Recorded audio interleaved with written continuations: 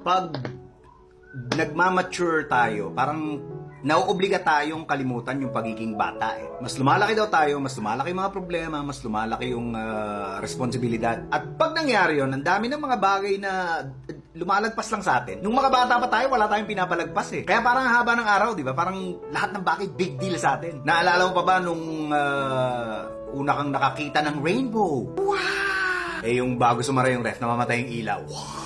Naalala mo ba nung una kang maligo sa ulan? Nung una kang nakatikim ng chocolate? Yung nakaiga ka, tapos nakatingin ka sa kisame na may water stain, tapos parang kung ano-ano yung nakikita mo. Naalala mo nung una kang nakainom ng Coke? Sa maniwala kahit sa hindi, ang dami pa rin mga ganun sa paligid natin. Mga bagay na hindi pa natin alam. Pero dahil mayayabang na yung mga mature na mga sarili natin, hindi na natin ini-enjoy yung kababawan. May mga nagsasabing matanda na tayo kaya hindi na tayo naglalaro. Pero ang totoo, hindi na tayo naglalaro kaya tayo tumatanda.